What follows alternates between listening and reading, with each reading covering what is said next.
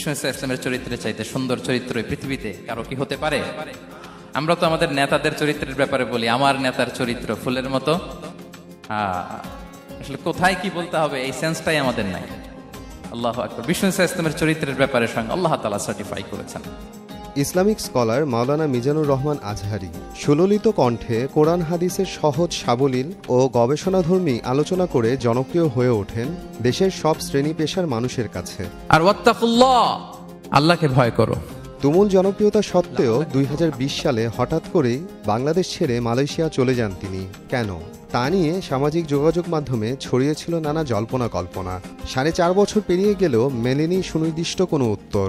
সময়ের সাথে সাথে বিষয়টি প্রায় ভুলতেই বসেছিল সবাই। তবে 24-এর গণ অভ্যুত্থানের পর 2 অক্টোবর আজহারী দেশে ফেরেন। তারপরই পুরনো সেই প্রশ্নটি নিয়ে আবারও শুরু হয়েছে তোলপাড়।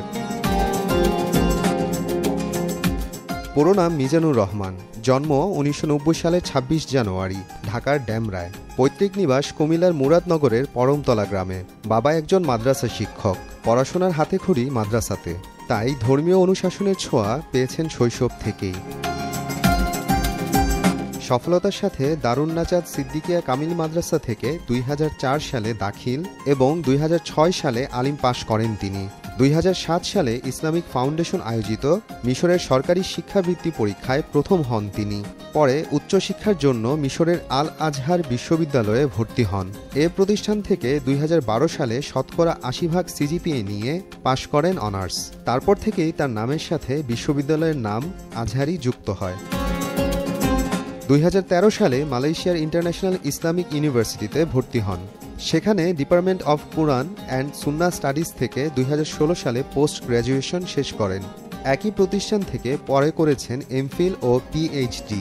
আমার সমস্যা, আমার ভুল, আমার খুঁত, আমার স্পট, এটা আয়না বলে দেয়। মুমিনরাও এরকম, এক ভাই আরেক ভাইকে সংশোধন করে দেয়। সুবহানাল্লাহ পড়েন। 2010 সালে ইসলামী গজল ও কিরাত পরিবেশনার মধ্য দিয়ে ওয়াজের মাঠে মানুষের মন জয় করেন। 2015 সালে বক্তা হিসেবে অংশ নিতে থাকেন বিভিন্ন ওয়াজ মাহফিলে। এছাড়াও 2টি বেসরকারি টিভি চ্যানেলের ইসলামী অনুষ্ঠানও করেছেন তিনি। সাবলীল বক্তব্যের মাধ্যমে ধীরে ধীরে পৌঁছে যান জনপ্রিয়তার শীর্ষে। যারা সবর ইখতিয়ার করবে, ওয়াবাশশিরিস সাবিরিন, ধৈর্যশীলদের জন্যই হচ্ছে সুসংবাদ। আলহামদুলিল্লাহ পড়েন। 2020 সালে এক ফেসবুক পোস্টে বাংলাদেশ ছেড়ে মালয়েশিয়া চলে যাওয়ার বিষয়টি জানান তিনি। কারণ হিসেবে উল্লেখ করেন পারিপার্শ্বিক পরিস্থিতি। তবে তা নিয়ে নানা আলোচনা সমালোচনা শুরু হয় সামাজিক যোগাযোগ মাধ্যমে। একাধিক সূত্রে জানা যায়, সে বছরের জানুয়ারি মাসে আজহারীর এক মাহফিলে 12 জন ভারতীয় নাগরিকের ধর্মান্তরের একটি ঘটনা নিয়ে ব্যাপক আলোচনা হয়। ধারণা করা হচ্ছে তৎকালীন আওয়ামী সরকারের অদৃশ্য চাপই তাকে দেশ ছাড়তে বাধ্য করে। 4.5 বছর পর অন্তর্বর্তী সরকারের আমলে নিজ দেশে ফেরেন তিনি। আজহারী দেশে ফেরায় তরুণদের মধ্যে দেখা গেছে উচ্ছ্বাস। তিনিও নিয়মিত হচ্ছেন বিভিন্ন ওয়াজ মাহফিলে। সামাজিক যোগাযোগ মাধ্যমে তার অফিসিয়াল ভেরিফাইড ফেসবুক পেজে অনুসরণকারীর সংখ্যা 70 লাখেরও বেশি এবং ইউটিউব চ্যানেলে সাবস্ক্রাইবারের সংখ্যা প্রায় 29 লাখ।